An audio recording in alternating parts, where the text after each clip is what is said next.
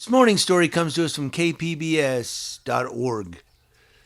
Like any major American city, San Diego has had its share of officer-involved shootings that result in the death of an unarmed person. But a new law, Assembly Bill 1506, changes the way those fatal shootings are processed.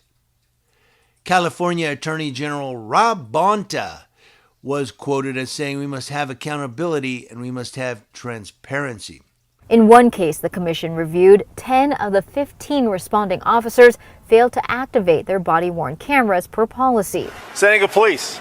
In a shooting earlier this year in downtown, police said one officer turned on the body camera, but only after a first aid kit was retrieved. For Bonta, AB 1506 is personal. He co-authored the legislation when he was in the assembly. Bonta said it's all about building trust between law enforcement and the communities they serve, especially the communities of color. He was quoted as saying impartial, fair investigations and independent reviews of officer-involved shootings are an essential component for achieving that. The Commission on Police Practices says a growing number of police officers are not turning their body cameras on when they should. Our ABC 10 News reporter Melissa Macia shows us the future action that will be taken.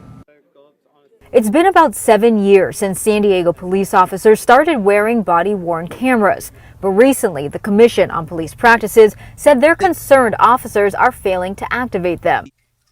San Diego civil rights attorney Genevieve Jones-Wright thinks the new law is just what is needed.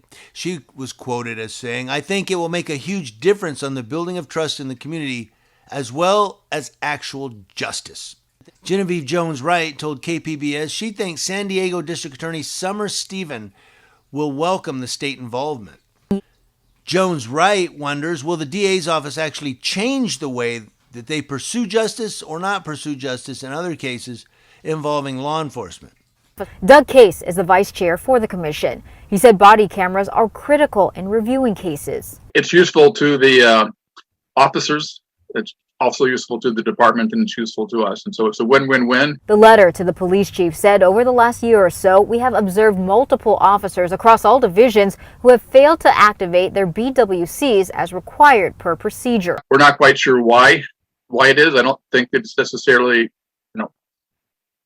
intentional on the part of the officers. It could just be preoccupation or forgetfulness. But regardless of what the reason is, it's something that we think the department needs to address. The commission is recommending command staff conduct training, reminding officers of body cam requirements, a training bulletin to all staff on procedures, mandatory training in all AOT or advanced officer training every 2 years, and audit compliance, having command staff physically review videos.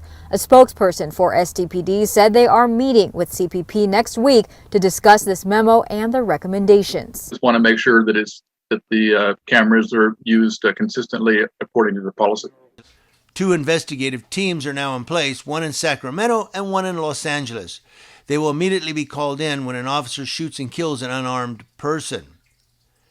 Then the Department of Justice will issue a decision one way or the other, either through a written report explaining why charges are not appropriate or will file criminal charges.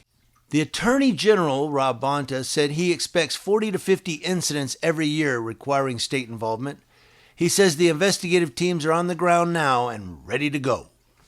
So what do you all think? Do you think this is going to change anything? The fact that the Attorney General of California himself is saying, look, we're going to change things. We're going to start investigating these officer-involved shootings where it's an unarmed person. Well, what about officer-involved shootings with an armed person? I mean, what's unarmed? If they have a knife, is that armed? If they have a rake in their hand, is that armed? So you have to let's look into this bill. By the way, I put a link to Assembly Bill 1506 in the description box below, along with links. There's several links down there. One where they interview the Kern County Sheriff regarding these changes. One where Attorney General Bonta himself talks about AB 1506. And then, of course, there's some news stories down below as well that you should really check out. You've seen some of the clips already. But I don't know, is this like, what do I want to say? Just a the emperor's new clothes, you know, where they make us think that, look, they're making changes. They're going to start investigating officer-involved shootings. But we have to remember the term unarmed people are shot. Where does armed come in? What does armed mean? So instead of tasing a guy who maybe has a bunch of health issues and he has a shovel, instead of tasing him or first trying pepper spray to see if he'll drop the shovel, they just shoot him in the chest 8 times. They're not going to investigate that because, well, he was armed. We're just doing unarmed people. These are questions that need to be answered, and of course a lot of you are going to say, well, you didn't do your research. Look, I do read several different stories when I give you these editorials. I go through different ones to try to see who said what. I don't have time to call the police department or call the attorney general, or I'm not a full-time news guy. I'm just trying to bring to your attention what's going on in your nation regarding law enforcement and public officials. If you guys want to know more, you're free to call. I give you the links below. You can click the link. You can see what's in there and then call whoever. So, yes, sometimes my stories may leave a lot of questions, but that's not because I didn't do research. I'm giving you what I have from actual news sources. So I'm actually giving you what I have. These are from actual mainstream media. I'm giving you what they have. That one where the guy tased the 70-year-old man with hedge trimmers. Everybody's upset because they say I did a fake story. No, I gave you what 6 different mainstream media outlets had. I gave you all the information they had. I don't know why they didn't have more information. I didn't call the police department because I don't know. I got a lot going on, but I'm just trying to do this as a courtesy to bring to your attention what's going on across your nation. If you guys want to know more, you're free to click the link below and read and look up the story, and maybe even you can call the law enforcement agency and go, hey, this is Joe from YouTube. I run a news station on YouTube. I want to get some info. You're free to do that. I have to go to work in like 17 minutes. I'm going to work for, well, I was going to say 9 hours. It's actually 10 hours because I get lunch. But I have to go to work in 17 minutes. I ain't got time to start calling people. And anyway, that's what I wanted to say. This is a courtesy to all of you as to what's going on in our nation. And on this one here, it looks like California wants to make changes with the way that they handle police shootings of unarmed people. And again, what's unarmed? What is armed? What do they mean when they say that person was armed? Armed with what? Hedge trimmers? But it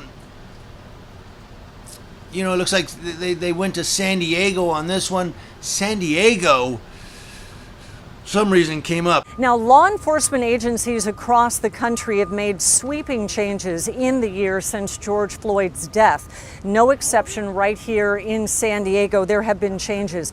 ABC 10 News anchor Vanessa Van Hefty spoke with local agencies right here in San Diego about some of those changes and about the road ahead as we look at what this country needs to do to heal. Black Lives Matter! Thousands of people flooded the streets across the country and here at home. Many exercised First Amendment rights, peacefully protesting the death of George Floyd. We also saw devastating riots. Police there for both. As people demanded reform, change happened fast. Days after Floyd's death, San Diego police banned the use of the carotid restraint. Other police agencies here at home followed suit. Soon after, it became illegal in the state of California. Detective Jack Schaefer, the president of the San Diego Police Officers Association, says the city is working with the union to continue to make change. Hopefully we're getting to a better place where maybe we can be less divided, as far as the society. I think there's a lot of steps were made in the last year. Things don't change overnight. In addition to banning the sleeper hold, there have been changes to the city's use of force policy and a new policy that requires employees to intervene when they witness excessive force. Mayor Todd Gloria also making a push for change that includes limiting the use of consent searches. If we keep having real honest discussions, even some of the ones that that aren't so comfortable, I think that it can only lead to making better decisions and doing the job, better and better. And there have been hundreds of bills on the table focused on law enforcement this year in California. A handful have made it into law so far. Vanessa Van Hefty, ABC 10 News. The San Diego Sheriff's Association, for one, has made over a dozen changes. The Sheriff's Department making sure that they give de-escalation training to their new recruits as well as the veterans on the force. They're also recruiting now from diverse communities to try to change the scope of what the force looks like right here in San Diego. So, Steve, we have less than 2 hours before this crowd will gather in front of the county administration building. We will be here. We'll keep covering it for you live. I'm Kimberly Hunt at the County Administration Building. Back to you. And Kern County. There's a link below. Like I said, they interviewed the sheriff of Kern County regarding this bill. Maybe J.C. Playford or C.C. Dubs can get over there to San Diego and talk to, or not get over to San Diego. They're in San Diego. They can get over to the police station and find out what's going on with this AB Bill 1506. I know J.C. Playford is in Florida, but he's from San Diego. He can fly back here. But C.C. Dubs, get over there and find out what's going on for us, all right? Go talk to this Genevieve Jones-Wright yourself. Go talk to Channel 10. Go talk to these people. Find out what's going on with this 1506.